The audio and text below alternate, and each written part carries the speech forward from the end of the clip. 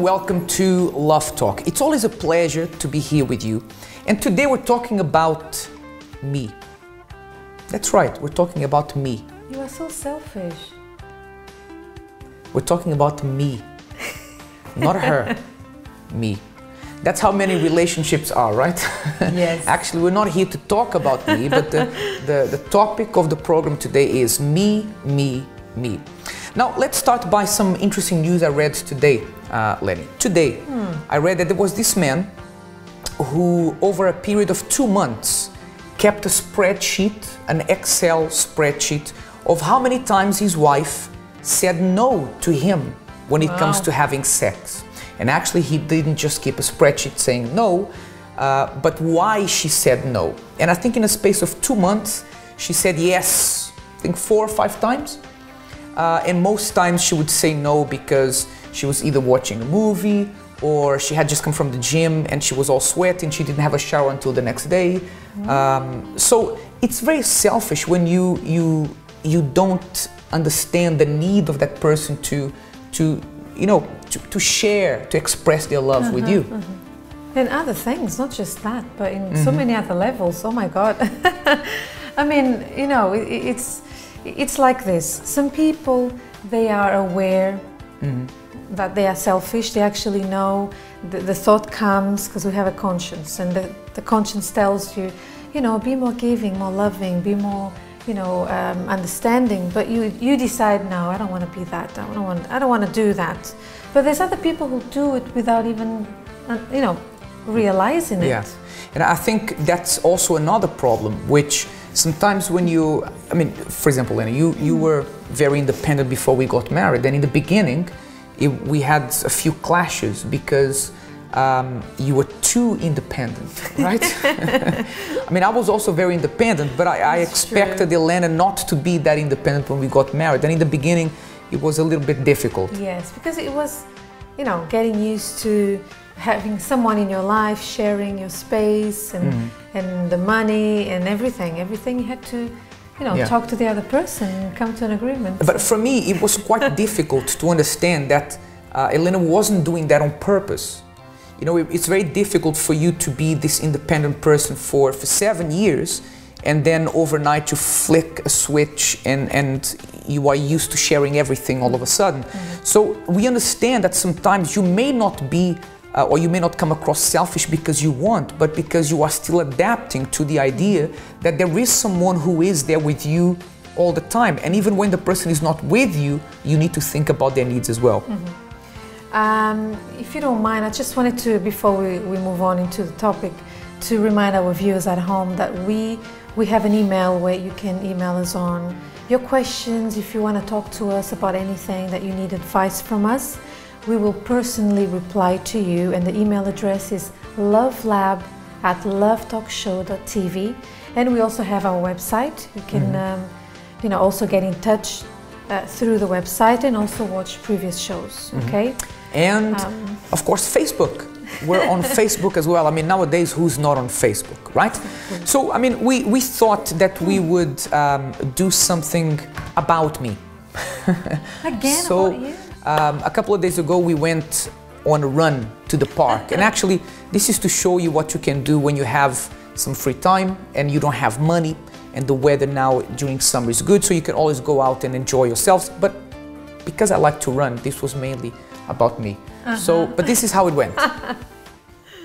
Hi everyone, it's a beautiful day and we've come to Finsbury Park for a run, a couple run. A quick run. A very quick run. Well, we're here running for the purpose of filming, but the truth is that you can enjoy days like this in parks, the beautiful parks in London, to go and enjoy the outdoors with your partner. Yes, and this is actually a dream come true for my husband. I mean, he wishes I would be a very good runner. So maybe this might be the beginning, I don't know. What do you think? I believe. Never stop believing. So let's do some... I'll do my best. Let's do some warm-up and then go for the run.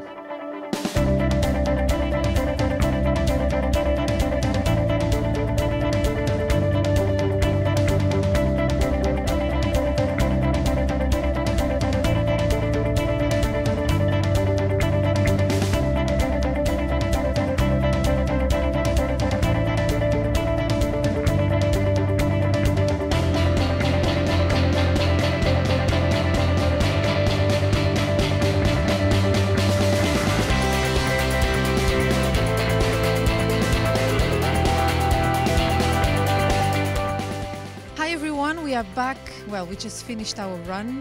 How are you feeling, James? Good, good. Are you proud of me? Yes, very. Your eyes don't say that. Very proud of you. Anyway, it was really fun.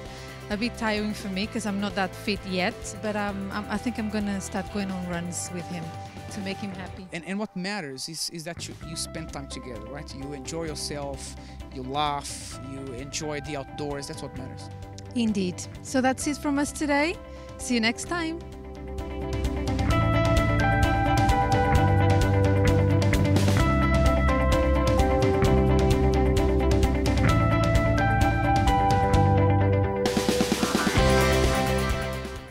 Now, if we don't look very sweaty, it's because we didn't really run. That was just for the cameras, right? But what's important is the idea, right? You wanted me to run more, tell the truth. I just said, please, let's have a break now. So, but there you have an idea of something that you can do. So, talking about selfishness and, you know, me and the person only thinking about themselves, it's very important that if you want to make the other person happy, the other person who's with you happy, sometimes little gestures make a huge difference. You know, sometimes you're going out to buy something for yourself, something simple, something that's very cheap. You buy a drink, you buy a chocolate, and remembering the other person is very important. Sometimes little gestures make a big difference, right, Lynn? Yeah, absolutely. You're not a winner on that.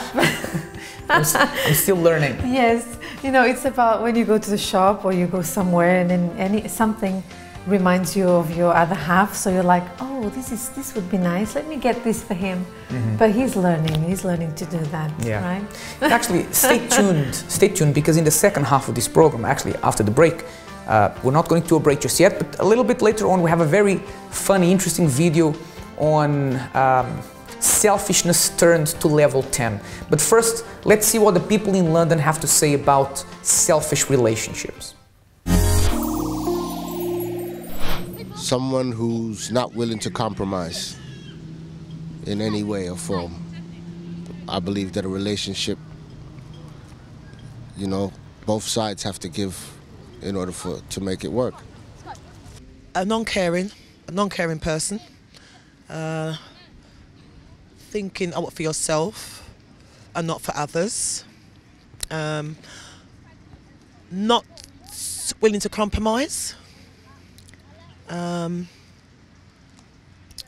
Unacceptable behaviour,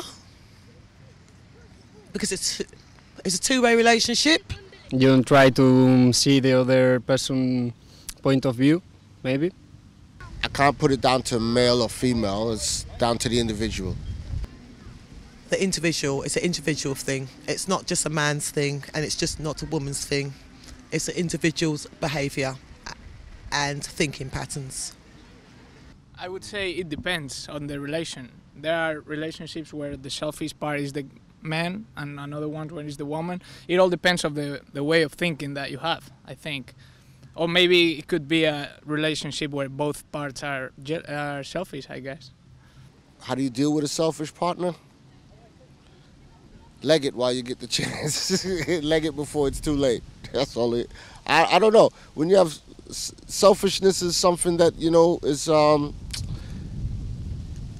if a person can't see that they're not fair in a relationship, then you shouldn't have to keep having to tell them. So I would leg it. That's a difficult one.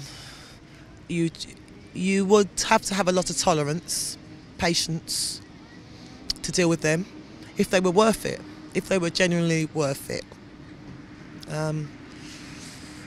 It's a difficult one. It depends on how much you love them and how much you can't sacrifice yourself for others, but it's got to be a two-way.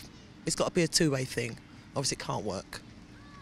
It depends how much you love your partner. If you see that she's jealous, she's selfish, you're arguing all the time with her, and you have to think about how many good things you have in the relation and how many bad things. So you can, I don't know, you have to realize if it's a good thing to be with that partner or not. Maybe you just have to leave her and keep going without your partner, I don't know. You know, I think something very important that for you to overcome this problem of being selfish in a relationship, if you do feel that you are selfish but you don't do it on purpose, is to help or to ask the other person to help you. Tell them, look, I have a problem with this, I don't do it on purpose. Please remind me every time that I'm selfish. If you see that I'm behaving in a way that is not nice, that is not right, let me know. And of course, you have to be willing to accept when the person speaks to you. But for those who are not at that level yet of humbleness, because it takes a lot of humbleness, absolutely, a lot of eating humble pie, like they say, you should perhaps examine the signs. You know, look at the signs. Maybe things are not working out for you. You see there's a pattern. You don't get along with the person you are with, or you know, your girlfriend is always complaining, or vice versa. I mean, look at the signs. Maybe you may find out that you are a selfish partner. And also understand that it doesn't work. Yeah. So don't keep on making the same mistake. And if you do find out that you are a selfish partner, then change. And we know people don't change overnight, but you know, it starts with one step. They say that a 1,000-mile journey starts with a step. So remember that. We're gonna go into a short break now. When we come back, you're gonna laugh about this special funny video we prepared for you that talks about selfishness on volume number 10. We'll be right back.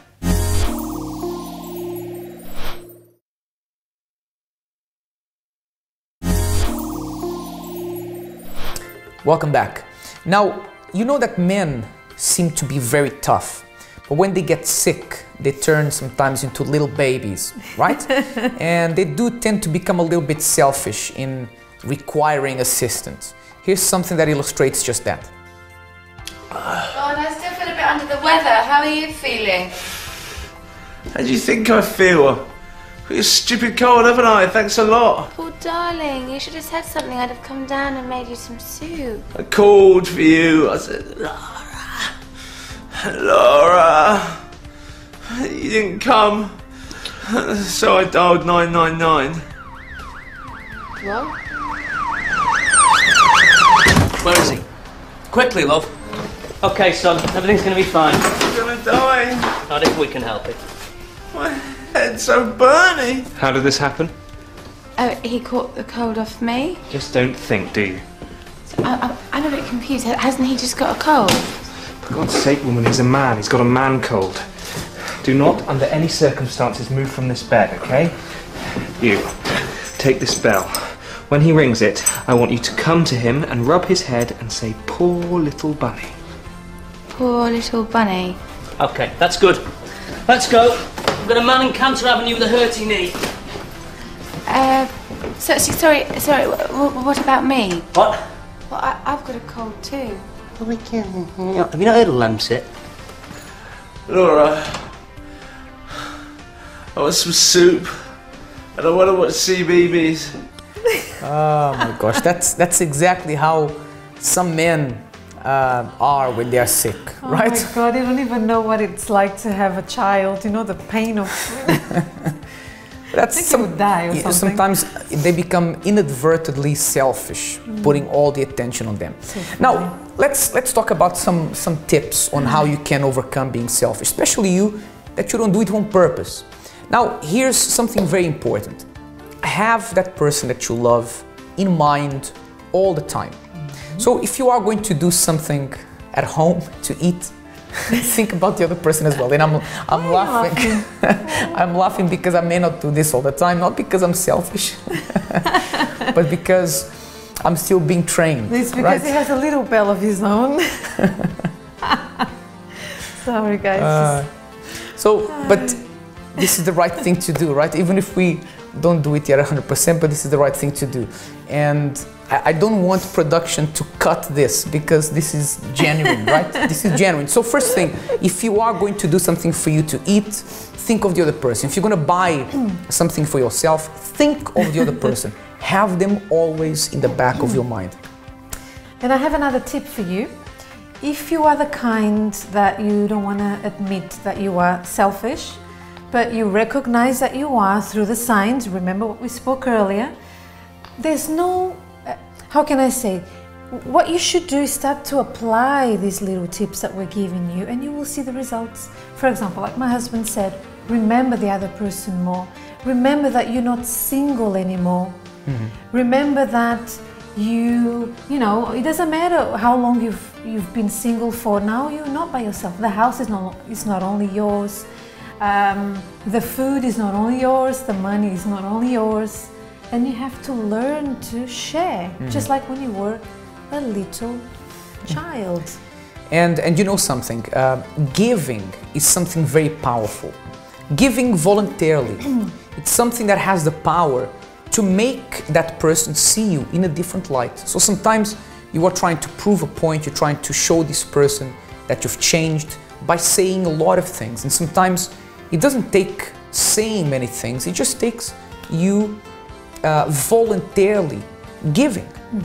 And you know, I just want to say something here, Lenny, that, you know, it's important that the husband understands the wife and the wife understands the husband. For example, let's be honest, I do tend sometimes to forget if I'm making a tea, to make a tea for you or these things. But then again, there's many other things. I can always ask.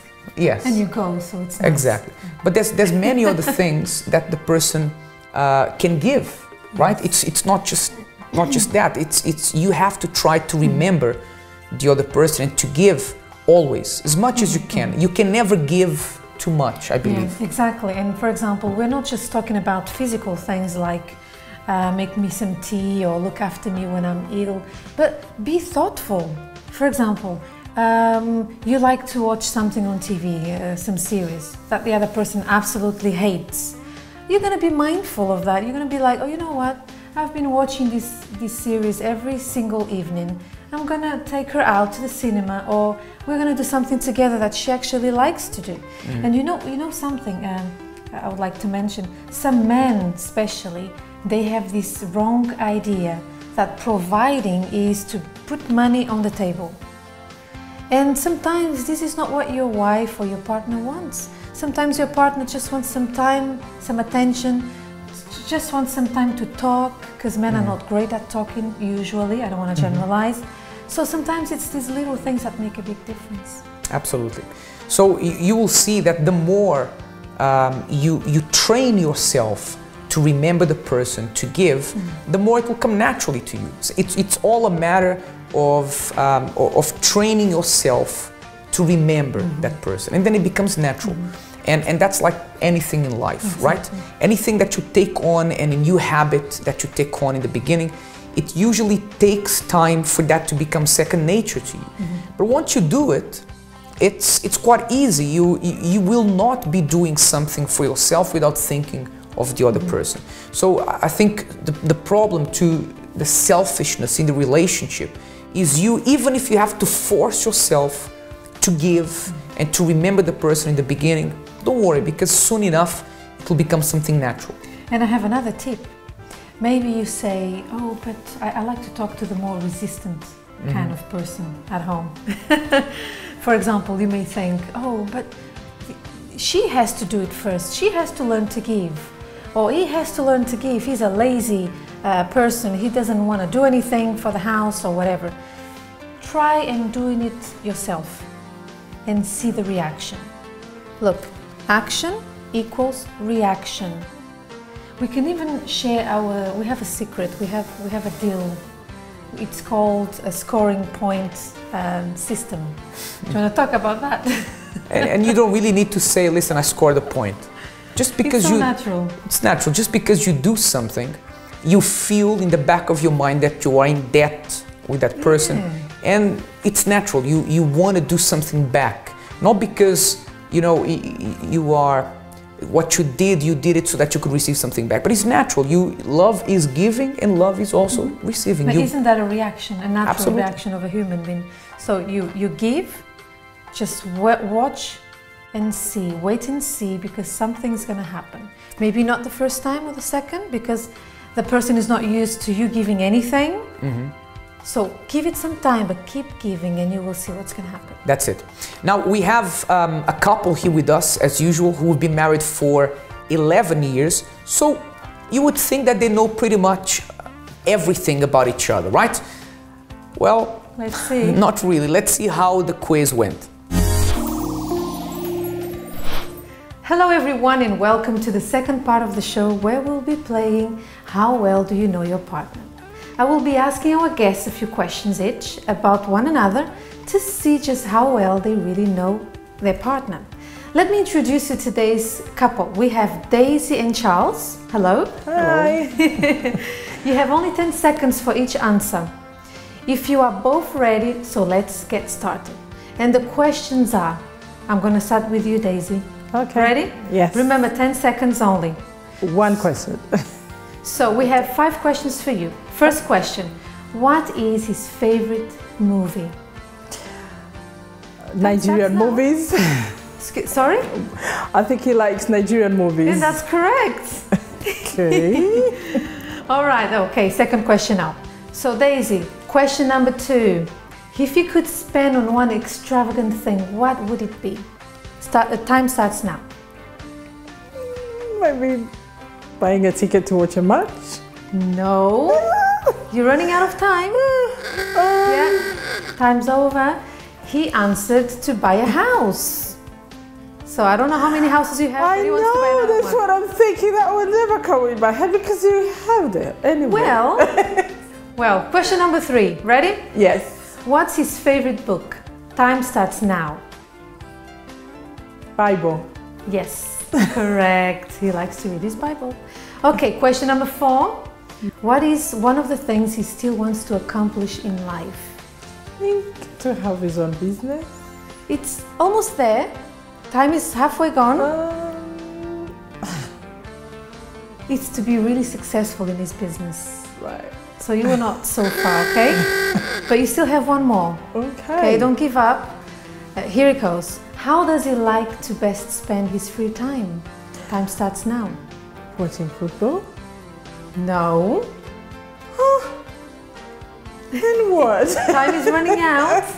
Oh. Okay, I have to interrupt you there. He said quiet time with his family. It's quite nice. So I'm assuming he spends time with you. Anyway, it's his turn now. So let's see if he knows you. Okay, Charles, are you ready for your questions? Yes. Yes? Yes. All right, here we go. What is her most treasured item? Time starts now. I would say the ring, wedding ring. Yes, that's correct. Well done. That's a hard one, you know. I talk too much. You told him. I talk too much, no, so he knows already. Okay. Charles, are you ready for question number 2? Yes. Okay. What is a favorite animal? Time starts now. Favorite animal? Time is running out. I don't know if she has a favorite animal. It's running out? Yeah, time's run out. She doesn't like animals. Yeah, that's what I'm thinking. So you I should get it right. That. That's the answer. So I should get that right. Yes, you should have. But you still have a few more to go, okay? Okay. Right, question number 3. How does she like to unwind at the end of the day? You know, when she's really tired? What time starts now? Let's see. I think she likes watching Nigerian movies. So she likes to watch movies. Okay, that's correct. Yes, that's for sure. All right, so question number 4. What is her favorite dessert? And time starts now. Favorite dessert? Yeah, something sweet. Sweet tooth. Carrot cake? That's correct. Yes, she likes Daisy, he's winning, okay? I know. You should be worried. Okay, Charles, I have one more question for you. Yes. You ready? I think so. Yeah.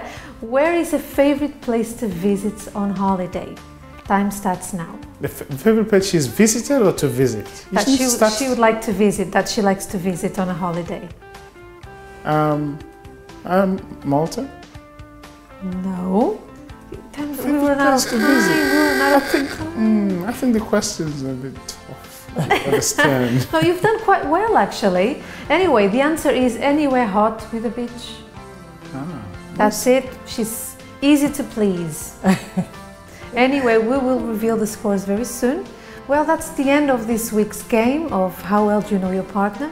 Thank you, Daisy and Charles, for your participation. Thank you. Now we'll be moving on to the next part of the show. See you after this.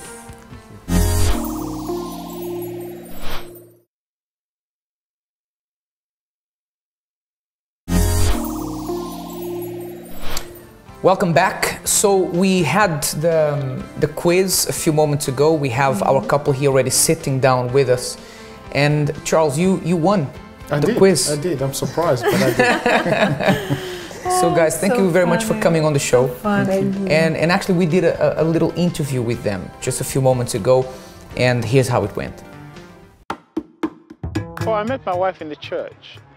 Initially, I came back from a background, a divorce background, and my love life was a bit of a mess.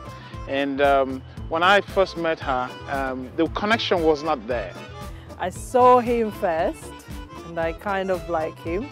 But coming from the background I'm coming from, women don't approach men, so I was waiting for him to come near me. We were in the same group together where we were helping people, those who were in prison, and we just got talking, and it just grew from there. And from that time, as we talked, as we went out on visits together, I started seeing something beautiful from the inside rather than just from the outside. And it just as we talked, and gradually it happened. I have to be honest with you, it's always difficult for me to, the women know exactly how many years, days, months, hours, but sometimes I have to think about this. 11 years, I hope I'm right. 11 years? Okay. And the happiest moment in my life was my wedding day, because I think it's every girl dream. So I was really looking forward to, you know, to start a new life with him. Yeah. Don't hold back, give your best. Maybe they've been hurt before in the past and so they don't want to, but I know that giving itself is very powerful and it's lovely to give, and you will get much more in return. So that allowed you to know the couple who are here with us a little bit better. But let's get to know you guys. You guys have been together married for how long? 11 years. 11 years. That's a good time by today's standards, right? Yes. Now, Charles and Daisy, we're talking about selfish relationships, when the person only thinks about themselves. And sometimes I believe in the beginning of the relationship, couples don't really do that on purpose. Sometimes they are selfish because they were used to being on their own. And that causes problems. I mean, did you guys have problems like this in the beginning? Were you selfish without noticing that you were being selfish? For me, I know she's got something else to say, but for me, I think it's to do with football. The time when the time of football, there's no compromise. Even if she has something to watch, it's a build-up. So I would normally commandeer the TV or Sky for that, and it's something that I would watch and. I think it was a bit selfish, but it's a sort of thing I did, not thinking about her, but I just wanted to watch the movie. Is that why she bought a new football. TV, is it? Sorry, I'm giving away your secret. Yeah. No, he resolved that by buying me an iPad. So whatever I wanted, I could set it on. I would watch it on iPad. So. But tell us about that TV. What happened with the TV, Daisy? Oh, the one that I went to. I think for myself, the bit that I felt like I was a bit selfish is like when you're single. I was single. I was a single mother, and I used to make a decision for myself. I would do everything on my own. So when we got married, we had this small TV, so we needed a new one. So I just went and bought it. Oh, well done. So what happened? So when I came home, Charles was really in shock. He said, but we didn't discuss this. And I'm thinking, what is there to discuss? We need the TV, please. And he was very upset. It took me time to realize, okay, Daisy, you're no more on your own. We need to have this, we have to have this discussion. Even though we're going to buy this, but we need to have this discussion. And actually, let me just say that your decision would have made many men happy, because men are the ones who usually like TVs, larger TVs, right? But for you, it's not that you were selfish in the sense of not consulting him when you did that. It's just that you were used to acting like that, right? Yes, and sometimes I would just go, I wouldn't tell him where I was. And I think that caused a bit of kind of friction. It's like, this, where are you? Oh, I went to see my cousin. Okay, so did you not think I need to know? Oh yeah, oh, and this is about 9 o'clock, is it? And for me, it's a concern, and it's for security. We just got married, and you really want to know where she is. You care for her. You want to make sure she's okay. And you know, taking this decision is like, you know, where are you? You know, I'm worried, I'm concerned, where are you? So it's that sort of thing. Did you ever think that she was doing that because she was being selfish and not thinking about how concerned you were, or you understood that it took time for her to adjust in letting you know of every decision she was making? Yeah, I thought it was an issue about adjusting to the situation, because I knew that, and I knew she was coming from that background where she had to be mom and dad to So independent. Yeah, so I knew that I had to be more patient But how did you solve the problem? I mean, you saw that sometimes you were not thinking of consulting him when you made certain decisions. You mentioned your football, that nothing would come between you and your football. How did you solve that problem? I think the one with the football, I think it's like she mentioned the issue about the iPad, and I knew she wanted to watch certain things, so it was much easier for her to watch on a small screen. You are very intelligent. No, because I really are you listening to this? He was smart. Very smart. Because I used to feel like, yes, it was a selfish attitude, because when it's football time, and sometimes I stopped fighting it, because before I used to kind of, oh, I need to watch, and then it wouldn't happen. So I thought, do you know what? Okay. But then I think he saw that I wasn't happy. Yeah, so he just decided. The good thing about it is that with the iPad, you can take it wherever you want to go within the house. So basically, she can get out of your way, right? What if she wants to sit on the sofa or something? She could easily. But the thing is, I don't like football. I don't like football. So even sitting next to the sofa, I could sit next to him and have my headphone on and watch what I want. But watching what he's watching, because I don't like football, so for me it's like, I don't want to sit here. So it was a bit. Actually, what you did was an interesting compromise, right? Because you were trying to make her happy, and you were trying to be happy as well with your football, right? Yeah. And it did make me happy. It did, because I was very happy.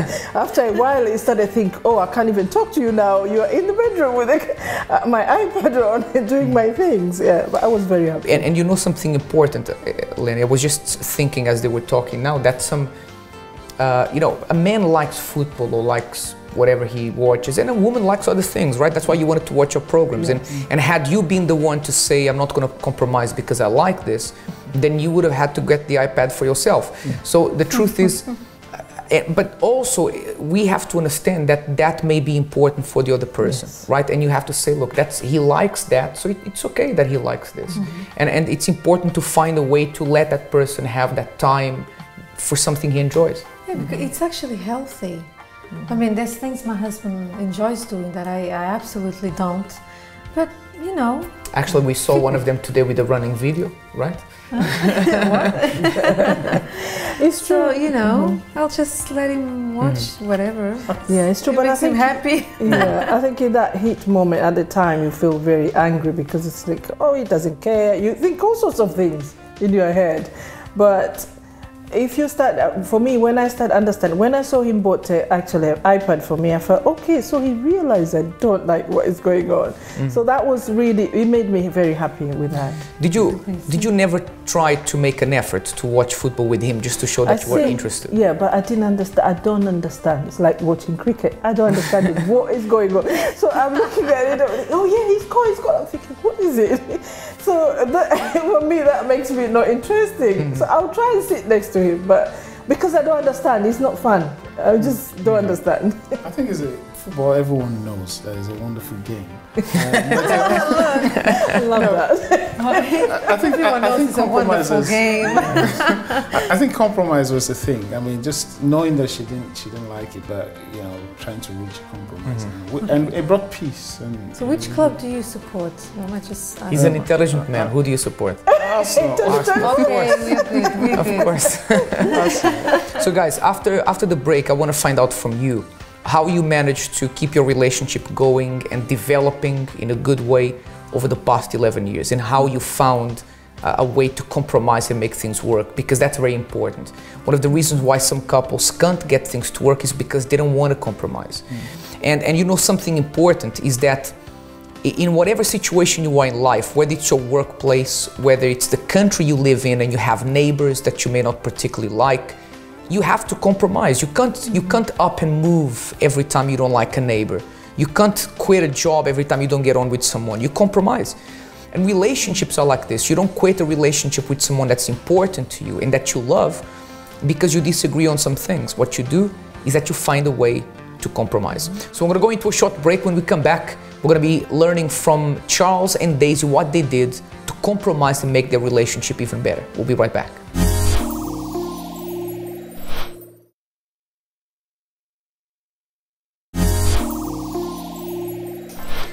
Welcome back. We were just having a laugh now here during the break because of some football comments from the wives. But that's a story for another program. We'll probably do a program one day on football and comments from the other halves. Now, guys, I mean, in the beginning of your marriage, I know that you're from originally different countries, different cultures. You were a single mother. And you guys got married, you had previous relationships that didn't work. So, I mean, how did you try to make things work in the beginning? What was the common ground you made things work? And for me, I think both of us, like, you know, we looked at it where we're in for the long run. It wasn't like you're getting married, but, you know, in case there are problems, you pull out. And whilst we were going through, of course there were difficulties, but we talked about them. If we encounter any problems, like, you know, any misunderstanding, we talked about it and then make a decision and say, okay, this is what we're going to do. So talking about it and then compromising and just compromise, because there are times where two people are boiling, not at the same time. You know, it doesn't work. So when one is hot, the other one calms down. And I think it's just talking about it and compromising. I think that's what it is, giving, and it really is. I think that's really helped us get to where we are today, you know. Charles, you are a very calm guy. Isn't it? I was going to say that. You're a very calm, very quiet guy. Does that make it easier, Daisy? No, but it's easy, but also when he gets upset, you know he's really upset. Yeah. Because he doesn't get upset easily. So same thing here. Yeah, so when he really gets upset, you think, okay, what have I done? And make sure I'm not going to repeat that thing anymore. For example, he doesn't like nagging. So if I say something once, I need to let it go. So if I keep repeating on and on and on, and we just go upset and we just go really angry and say, I've heard you. So now I know that I can't repeat that. And as you said about what helped us, for me, two things. First is communication, talking. And when there's an issue, I don't really like to carry on. We're not talking, we live in the same house, we're not talking, no. I'll try my best, we talk it out and we finish it, then it's a new chapter. And the second thing is giving. When I learned this trick of giving, as I said, it was a revelation for me, because when I started, let me put it this, when I started allowing him to watch his football and he went and bought me an iPad, I thought, oh, this works. So this is how it does work. Yeah, it does work. Listen, let me tell you, just give you a tip here. If you make him some snacks, you know, set the table. Nice. You will score extra points. No, that one I use when I want something. He's not listening at the moment. So he's not listening at the moment. You're not hearing. If I want something and he's like, no, okay. Okay, before I would argue. But why? But this. Now, no, okay. Next time I'll come up with a different way. And by the time he say yes, he doesn't even realize the same thing he said no before. He's angry. And I'll give it time. It's not going to be like no now and then in a few hours I'll come back. No, I'll give it time, 2 or 3 days. Come back again. Score a few points with him and then that's it. And I think if you understand your other half, it's very important that you understand what makes him angry, what makes him happy, what can you do, what you cannot do. So those are the things for me that works, and it's very, very important that once you understand. Because we disagree, but I can't remember when we had last fight. I can't, because it's like if he's upset, okay, he's upset. Stay away. And you know, Daisy, there are people who are watching us now and who heard what you just said. And some people are really angry right now. And I'll tell you why. Because some women will say, but you shouldn't get to a point that you can't say what you want because he's angry. You should say whatever you want whenever you want. But that's not the reality of relationships. You know, we're human beings. And I mean, Charles, you get angry. Daisy, you get angry, right? And it's like you said, if one is angry, the other one is calm. You need to calm down, and when the other one is calm as well, then you revisit the situation and you talk. So what you said, it's an intelligent decision that you've made, that you've learned. And this is why it's working for them. Exactly. Maybe the person at home, it's not working for them because maybe they have to stop. And I didn't come to that conclusion because I didn't make that mistake. Why am I saying nagging? Because I used to nag. Then I realized it's not working. Why am I saying that, okay, if he says no, I'm going away? Because I used to fight it. Then I realized it's not. At the end of the day, I'm using so much strength fighting instead of me using strength. I want peace. I don't want to have it. You know, you want to go to bed, close your eyes at peace. So for me, what works is what I'm going to use. It doesn't matter whether it's not right or for other people see it different. But for me, it works. And I feel like I'm at peace. But it's really, really nice what you guys said. First of all, I see maturity in your relationship, and this is important. I believe that you became the person that you are now, the wife that you are now, because of maybe previous mistakes that you made, and you learned from them, and you as well. And now you are with another person, you are together, and you are doing something very important that many people don't do, which is communication. Most people, actually, many people we've had on the show, they said they would spend days without talking to one another and give each other the silent treatment, and this is the worst thing you can do. So I think one of the things that I came to realize also is this: the fact that you hold your position is not really strength. You think, I'm going to hold my position, I'm right, I hold my position, she's wrong, she has to apologize or things like that. That's not really strength. I think the harmony and finding a way to resolve it.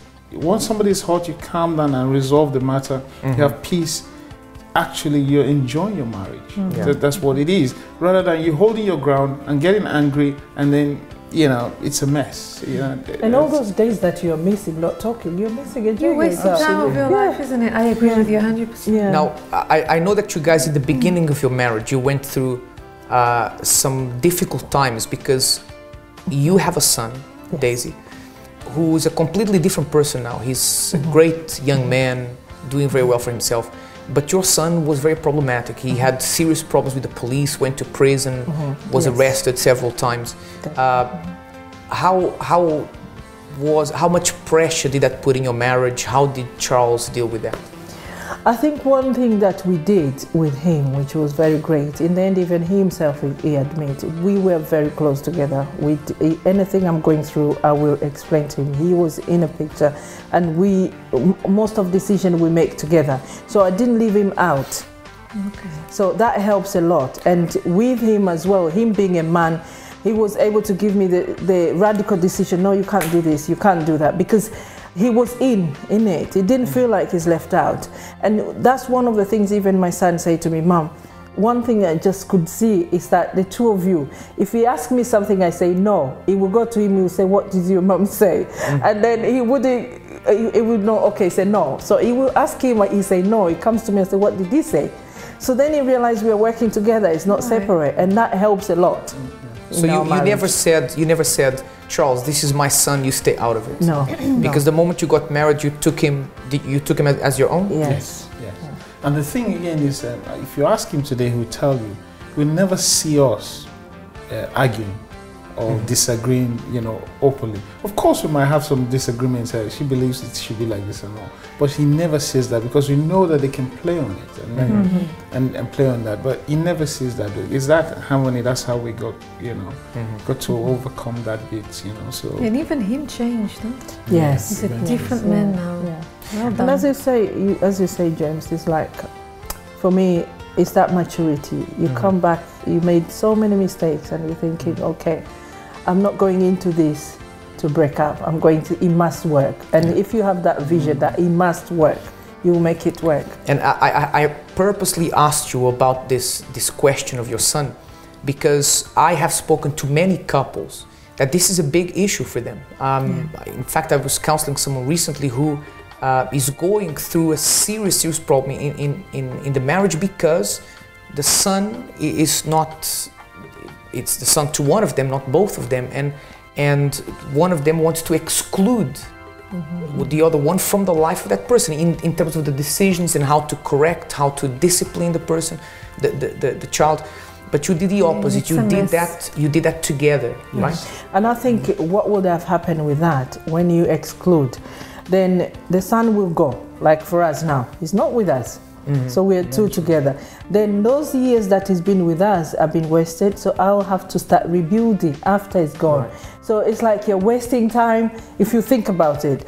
So for me, it's like it has to work. That was my focus. But in my own case, I mean, I knew the situation before I got into it. So because I knew what I was getting into, I didn't go to say, okay, you come and he's on his own. No, that's not the I knew what I was getting into, and so I was ready for it. But you know, sometimes, I see what you mean, Charles, but sometimes, like my husband said, we talk to so many people that some say, oh, he knew or she knew about my son or my daughter.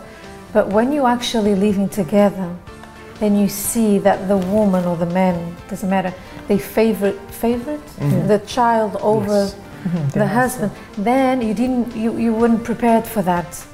You know, because and sometimes some couples have this difficulty. It's true, and they don't know how to deal with it. It's true, but I mean, it's something that I would have encountered or dealt with in a different way.